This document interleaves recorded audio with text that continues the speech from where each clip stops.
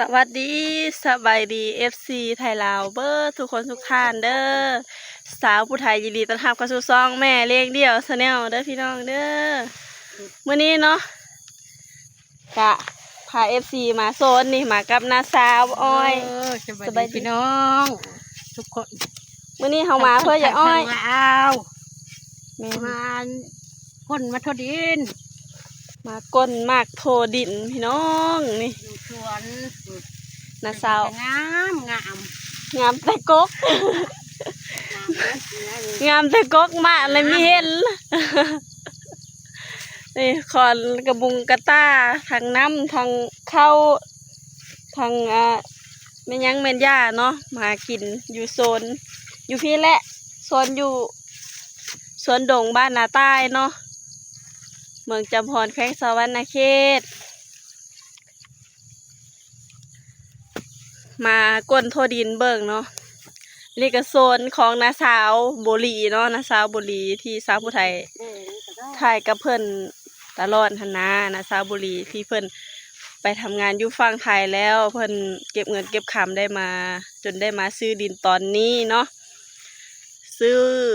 ไว้ให้ลูกให้หลานปลูกพังกินเนาะเพิ่นก็ได้เพิ่นก็สิซื้อไว้เฮ็ดโคกน้องหนาหั่นแหละเนาะแล้วก็ลูกหลานอยู่กับเพิ่นก็เฮิ่มมาปลูกมาพังพี่น้องเพิ่นบ่ได้โฮกได้ห้ามได้นะสาวหาคะแนนว่าดุมั่นแม่นคะแนนดุมั่นอยู่ดีมีแฮงให้หาเครื่องปลูกของพังมาปลูกใช่โลดเพิ่นบอกว่าจังซี่เนาะติดได้กระพัก FC กดไลค์กดแชร์กดติดตามเป็นกำลังเจอเฮ้อแม่เลี้ยงเดี่ยวแล้วก็น้าสาวแล้วก็ครอบครัวสาวผู้ไทยเด้อจ้าอันนี้สีเขียวๆอันนี้นะบ่แม่นยังได้พี่น้องคือมักทั่วนี่เห็นบ่พี่น้องคือมักทั่ว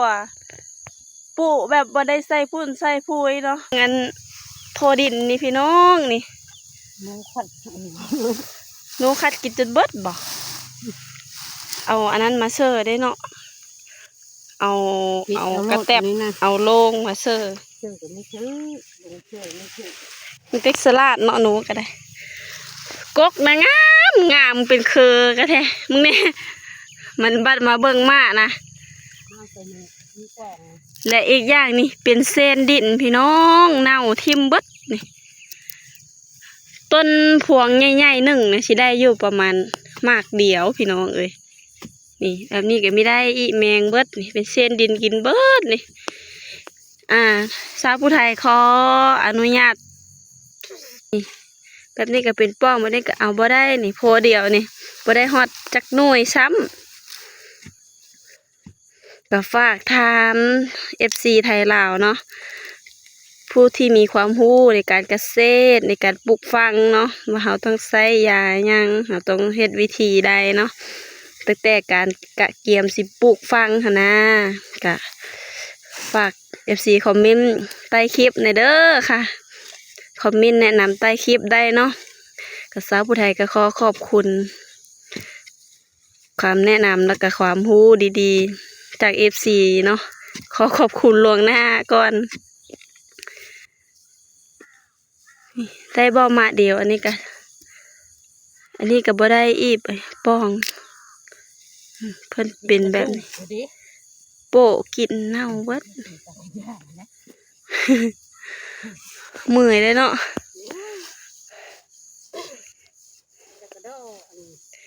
มันไม่ได้ฮอดจักหน่วยเดี๋ยวนี้นะพามาหาเก็บมักบวบธรรมชาติเด้อนี่บ่ได้ปูพี่น้องนี่แบบว่าเพิ่นมีในมีมาแลเพิ่นแก่เพิ่นล่นลงก็เป็นอีพี่น้องฝนตกฝนหำใส่แล้วกันนี่พามาหาเก็บมือกินคู่ปีได้พี่น้องนี่หมักบวบหอมหมักบวบปุ่มบวบธรรมชาติเลยเป็นมะน้อยๆเก็บมือนึ่งกินกับป่นกบป่นป่าเนาะพี่น้องเนาะป่นป่าดุกโอ้ยนี่โอ้ยแมงปูเพิ่ง อย่ามาตอดค่อยเด้อผังดอกเพิ่นนี่ก็หลายพี่น้อง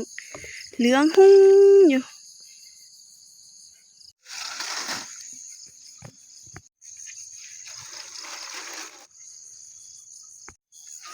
อืมลายลิโอ้ยล้นมือแล้วบัดนี้เก็บจังเต็มมือเลยทุกคนหมักบวบธรรมศาสตร์บ้านเฮาว้าวอืมเอาพอดีไปหนึ่งหวานๆตุกโตะตุกโตนอยู่นี่อยู่กับบอนกมาอีหยังกับบ่ฮู้ลืมซื้อละกกหอมันต้น ลืมฮอดซื้อ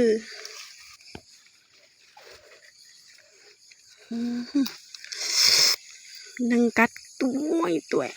วนี้นะนี่นี่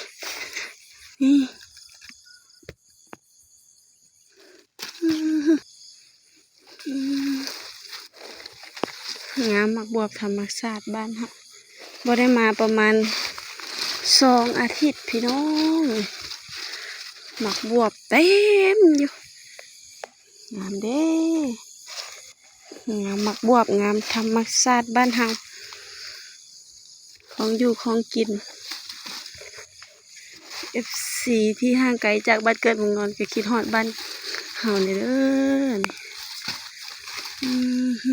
ตกเหี่ยไปแล้ว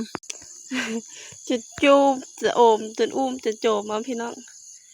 มีความสุขหลายบ้านเฮาเก็บหมากบวบ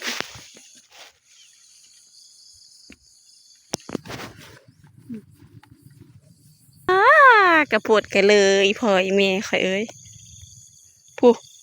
ตั้งแต่ผู้ได้โทษดินได้หอดบ่10 หน่วยเป็นตะมือเด้ผู้คุดกับผู้คุดตะอึตะแอะคือไรไข่ย้อยไปได้พอหอดต้มน้อยนึง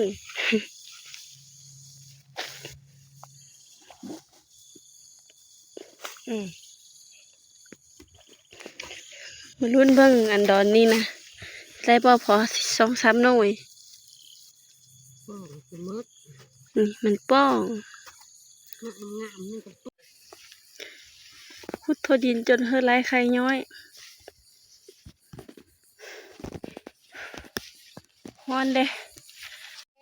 เสียมก่อนมาพอได้หัวมึงแง่กู เสื้อโทดินเด้ก่อนจะเสียมฮักนะบัดโทดินนะ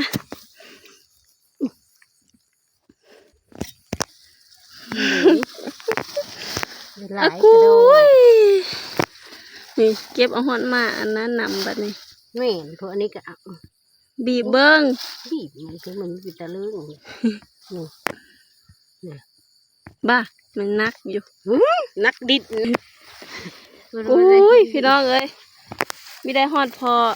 ต้มนึ่งมึงแน่ขุดไปไผ่ FC มาหาเก็บเอาหย่อนมาทั่วบัด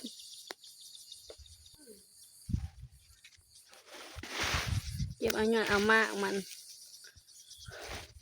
ฮอนยายสิไปแล้วพูว้าว